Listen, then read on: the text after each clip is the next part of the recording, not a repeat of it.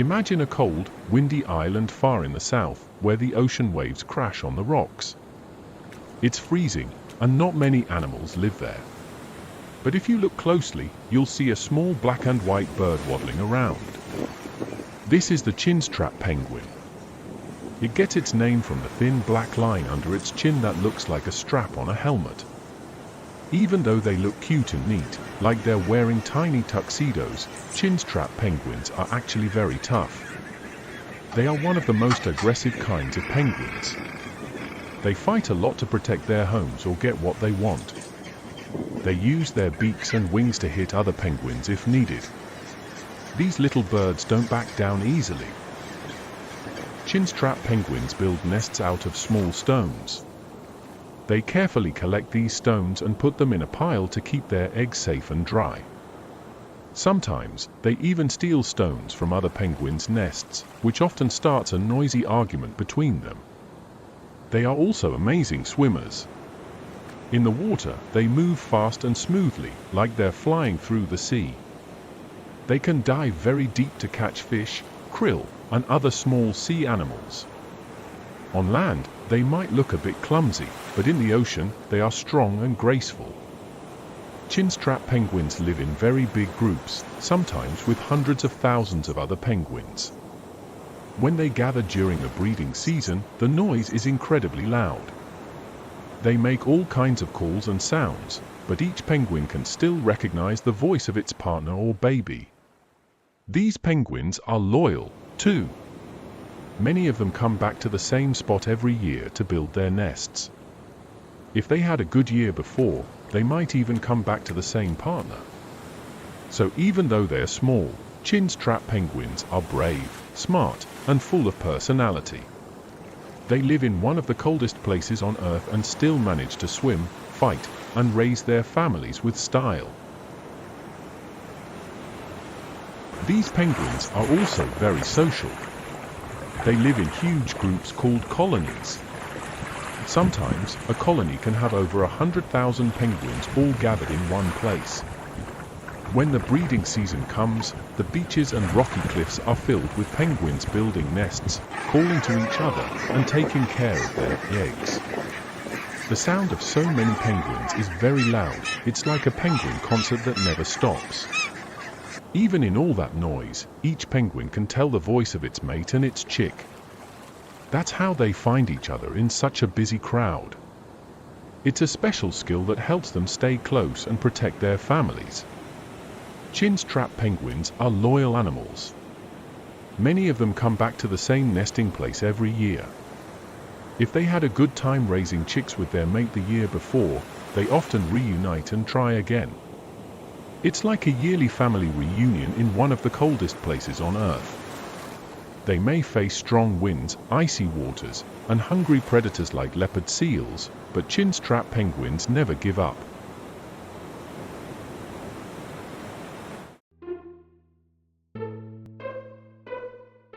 They are tiny, fast, and full of life. Hummingbirds, the smallest birds in the world, are nature's little wonders. But how long do they live? Most hummingbirds live only 3 to 5 years. That might sound short, but for such small creatures, it's actually impressive. Their hearts beat over 1,200 times per minute, and their wings flap up to 80 times per second. They are always on the move, feeding, flying, and surviving. Some hummingbirds, if they're lucky and stay safe from predators and harsh weather, can live up to 10 years. In fact, one ruby-throated hummingbird was recorded to live over 9 years in the wild. But life isn't easy for these tiny flyers. Many don't make it through their first year. The journey is tough, full of danger and long migrations. From sunrise to sunset, they hover from flower to flower, sipping nectar, their main source of fuel. To survive, they must eat constantly, visiting hundreds of flowers each day. They burn energy faster than almost any other animal on Earth. But life for a hummingbird isn't easy. Many don't survive their first year. They face storms, predators, and long journeys, some flying over 500 miles across the ocean without stopping during their seasonal migration. It's a dangerous world for something so small. And yet, some beat the odds. Some hummingbirds live for 9 or even 10 years, a rare but beautiful achievement. These survivors have mastered the art of staying hidden, flying smart, and finding just the right places to live. Some hummingbirds live for 9 or even 10 years, a rare but beautiful achievement. These survivors have mastered the art of staying hidden, flying smart, and finding just the right places to live. When night falls or food is scarce, they have a secret trick. They enter a state called torpor. Their body slows down, almost like deep sleep, saving energy until it's safe to fly again. It's one of nature's cleverest survival tools. Even though their time on Earth is short, every hummingbird lives a life full of movement, color, and purpose. They pollinate flowers, help plants grow, and remind us that even the smallest creature can have a big impact. They may be small. They may live fast. But the story of a hummingbird is a story of beauty, courage, and the will to survive.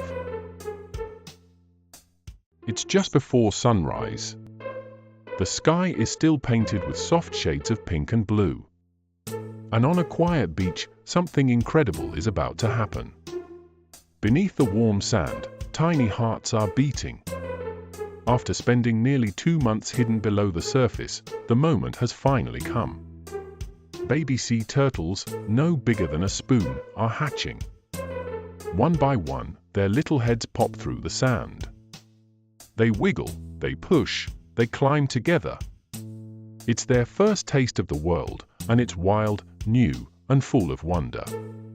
Their mission is clear: get to the ocean. But the journey is not easy.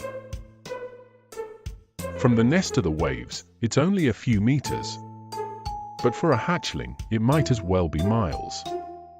The beach is wide, the air is dry, and predators may be watching from above and below. Each step toward the sea is a fight for survival. But still, they keep going, driven by instinct, by nature, by something ancient and deep inside them. And as they scramble across the sand, their tiny flippers leave behind a trail, a memory of the place they were born. For if they survive, some will return to this very beach decades later to lay eggs of their own. The salty water touches their flippers for the first time. And just like that, the ocean calls them home. With surprising strength, they paddle forward. The waves take them, and in seconds, they disappear into the big blue world. Only a few will survive the ocean's challenges: sharks, strong currents, and thousands of miles of swimming. But those who do grow into graceful giants of the sea, living up to 80 years or more.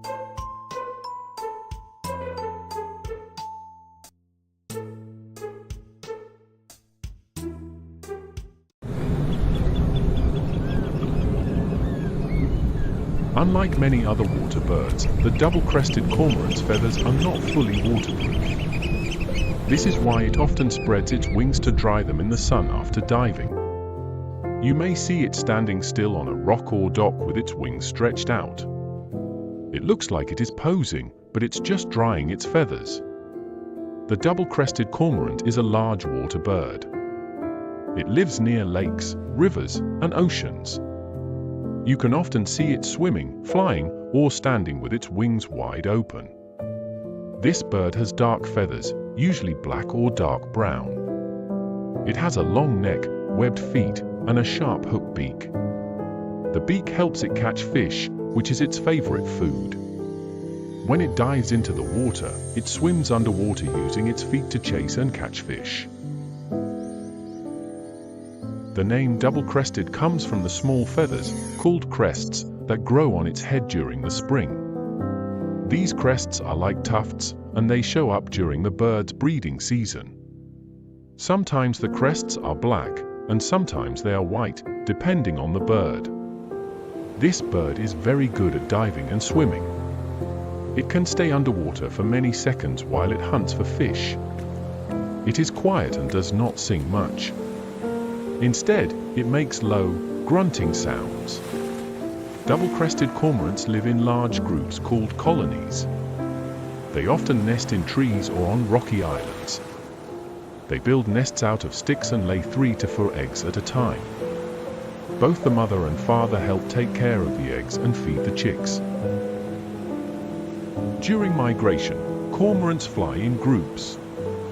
Sometimes, they fly in V-shapes or in long lines. They use their strong wings to fly long distances. They take breaks to rest and eat along the way. Migration helps cormorants survive the winter and stay healthy. When spring comes again, they fly back north to nest, lay eggs, and raise their chicks. In the spring and summer, these birds live in the northern parts of North America, like Canada and the northern United States. These areas have many lakes and rivers, which are perfect for catching fish and raising baby birds. But when fall and winter come, it gets too cold, and the water may freeze. So, the cormorants fly south to find warmer places with open water and lots of fish. They travel to the southern United States, Mexico, and even Central America. Some cormorants that live near the ocean, especially along the Pacific or Gulf coasts, may stay all year if the weather is not too cold. These birds don't need to migrate far because they can still find food during winter. The double-crested cormorant is a smart and strong bird that knows how to survive through the changing seasons. By migrating to warmer places in the winter and returning north in the spring, it finds the best places to live, feed, and raise its young. Watching their journey shows us how amazing and adaptable nature can be. The double-crested cormorant is not just a great swimmer and fisher, it is also a great traveler of the skies.